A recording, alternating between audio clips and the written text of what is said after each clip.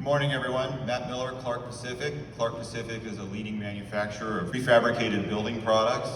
We are based in California. We have two plants here in Southern California, one in Fontana that's been there for 35 plus years, and a newer one in Adelanto that's being built out with automation, some of the latest technology that we're very proud of. We have two products that I typically represent. One is the Infinite Facade, which is our full building envelope system. It includes a prefabricated system that has glazing and insulation and all sorts of different finishes on the outside. Next door, the Courtyard Marriott is an example of that. Another one is the Frank Gehry building, the Grand, that's going up right now. That's one of our projects we're quite proud of. Another product that we just launched is our Net Zero building platform. It is a structural and system with an integrated HVAC system designed to meet the 2030 challenge. It is a system that the embodied carbon of the entire structural system is less than that of a typical topping slab in a steel office structure. So we're awfully excited about that as well. I'm a native Californian and Southern Californian, so happy to be here. And in the words of the motocross legend Ryan Dungey, super pumped. Garage is a term that I first came to know a few years ago as sort of a dream. We're actually building a couple of them for big tech clients where they're assuming that the one day down the road, day two, they would like to not have it be a parking garage, but be able to easily convert it into office space. So we're also seeing a lot of life sciences driving a lot of what's going on in design. So even offices that aren't meant for life science in the beginning, developers are saying, what if I want a life science client down the road, a tenant? Can I have the higher floor-to-floor heights that I want? Can I have HVAC systems that can accommodate them? Can we have the ability to convert them to classrooms and lab use and things like that? They want that sort of. So there's a lot of talk about buildings being adaptable. And overall, aesthetically, we're seeing all sorts of different finishes and designs and complex facades. It looks like part of how they want people to come back to work is to actually just entice them with the attractiveness of the building. I mean, look at the ones that Andy was showing with Gensler. Just absolutely beautiful stuff proposed out there. And it looks like a really good time to be an employee. They're into amenities and space. You know, for a long time they talked about getting down how many square feet per employee. There seems to be a lot of flexibility around that now, where that's not necessarily the driver. So the days of when I was a kid, the thought of going to work in an office in a tiny cubicle sounded depressing. Now some of these offices look like some of the nicest places you could ever want to be. Trying to accomplish, and also what their budget is, and how we can do that within the budget by doing a prefabricated off-site construction solution. So a lot of times it's getting involved early, finding out what things they value the most. It used to be that we would see a building that had one finish on it. Now we'll see multiple finishes, different facades on different sides of the building. Things that in the beginning the developer looks at and says, oh my word, my architect's gone off the rails, this is super expensive. And we'll look at it, if there's a way to make it repeatable and ways to do certain things, then we can make it and get it within budget. And that's really what we excel at, is that fight right there. Not that fight even, but that design process. I say fight in the best sense of it. Yeah. To maintain that integrity of what the architect is trying to accomplish, that the developer most likely fell in love with. It's probably why you hired the architect, and still keep that within a budget that works for the building to get it to work before they get too far down the line. And speak to the resiliency of Los Angeles in this industry. I mean, I don't know about the rest of you, but watching Andy Cohen go through that stuff, I mean, I wanted to stand up and start cheering. Who would have thought that we'd be talking about this at this point in time a year and a half ago? It's almost hard to remember. In preparing for this, I tried to put myself in that mindset, because in some ways, things are moving so fast and going so well in certain avenues, I forgot what it was like in March 2020 or whenever this all kind of started, right? March 16th, you see, I'm trying to forget all that. But I mean, you think about, like, this is an entertainment industry. You think movies, TV's commercials, you think all that stuff would have got slaughtered in the pandemic, but here it came screaming, and Andy's saying the future is studios, and I think I find a new studio being built or planned once a week. It's absolutely incredible. It's hard to even keep up with everything going on. So I just want to say, everybody else like kind of on board with Yay LA that way? I mean, it's just super impressive. I thought we'd all be sitting here in some sort of Great Depression, and instead going, how can I keep up with all the work going on?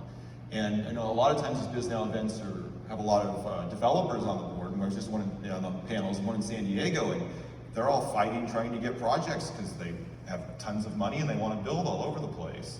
So that being said, asking like 10 points is such a good question. I'm getting lost. But first earlier, Pacific City, so I live right near that. So I was the other day talking about that with somebody because it went through NIMBYism and all that sort of things, had a few different owners, it struggled to get built, and it finally got done. And it's kind of remarkable that as I look at mixed use, I always considered myself somebody who wouldn't want to live in one and didn't want anything to do with that. And a lot of people like that. Like, yeah, it's good they build those, but I don't want to live in one. I want my single family home type lifestyle. And I think that's winning more people over.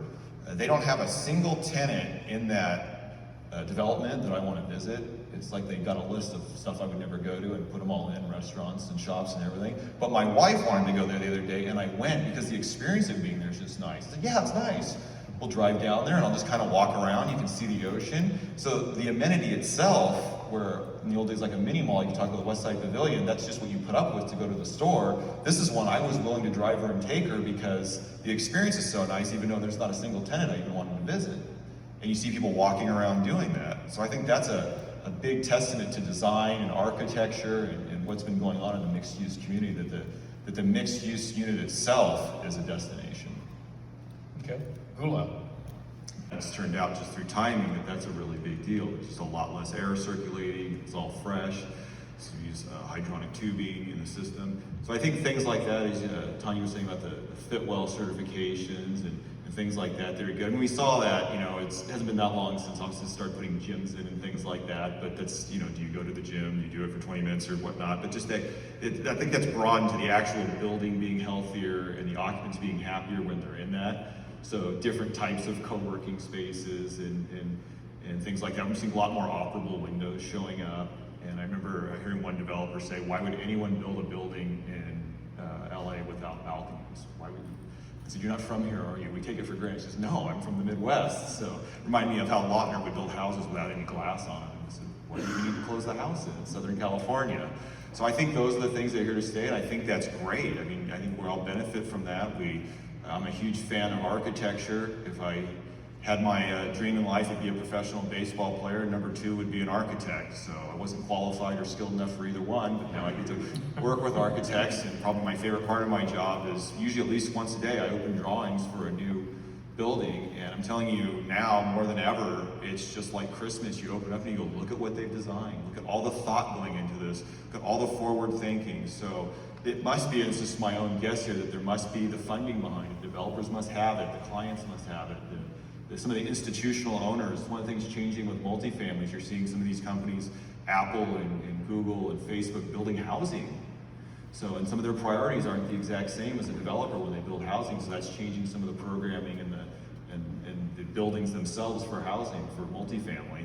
So I think that those things are here to stay. I think that's part of the fix for the housing crisis is employers saying, well, I have to be able to retain employees. We hear a lot about that employees have a lot of pull right now. So, and I think that's probably here to stay, to get good talent in California. And I think these are positive changes. It's hard to see many that would go away. I mean, just some of the day-to-day stuff and whatnot that is not the big things, but in architecture, it seems extremely positive. Yeah. So Matt, you mentioned transit, and we all know living here that Metro's investing mega amount of money in the future of the LA rail system. And so in the transit-oriented communities and the impact that you might see on multifamily in particular, do you think it's being done right today, and where do you think there's room for improvement going forward in design or TOC? So I have to put a qualifier on that. I think I sounded pretty positive today, so I feel okay doing this. I'm a hardcore car guy. Yeah, I saw on the Zoom call. Yeah, I believe that this is my own thing, and you guys would be free to debate me on this later, it'd be fun. I believe that there's a sneaky thing going on with mass transit in Southern California, which is that the bulk of people are hoping everyone else takes it so they can now drive their car. They're not supporting it thinking they're going to take it. Now there are some people, but let's be honest, we don't even want passengers. And the city isn't laid out for it. I mean, we don't, like you said, people don't talk to each other. I mean, I know people that go, I gotta get tinted windows, people are waving at me in my car. Like, I mean, they like their own pod of privateness. So maybe this co-working space we're having, people being more social in the outdoor dining, will get more European and kind of get there, so I hope that way. But my sneaky suspicion about that is, well, you know, one by one, and I think some make more sense than others, but I worry that there's more popular support than there is individual support for that, if that matters. Everybody's like, that'd be great if everybody else does it, so that I can drive 65. Yeah. Do you have any, Gula, do you have any thoughts on transit? We launch those or try to and work on those technology-wise. There's BIM modeling, all that sorts of stuff. And then since we are a manufacturer, it's not just doing that for design, but how does that translate to actually making the product in a plant? How much automation do you do in a plant? How much do you invest in manufacturing equipment? Or how much do you do with the more traditional way that's more labor intensive?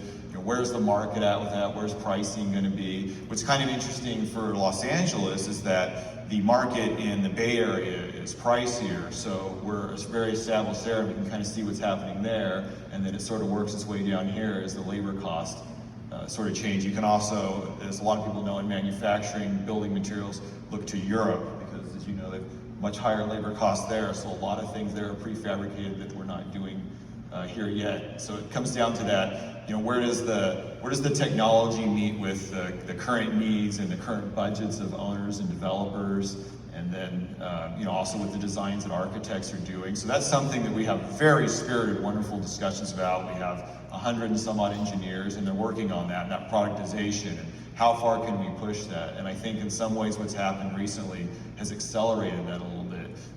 As I mentioned, so with the off-site fabrication of the facade system and labor being really, that fast forwarded that and gave us more of an advantage on that with some jobs.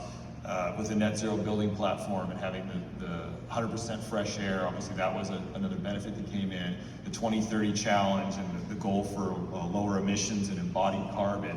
We can do things in a plant setting, manufacturing, that you can't do on site with a lot less carbon in the actual concrete, which we all know is a huge issue concerning building. So this is something that we have daily discussions about and are pushing and are trying to be one step ahead of what's going on, but at the same time have to be where it's feasible and actually pencils out and works. And that's a big challenge. Yeah, thank you. And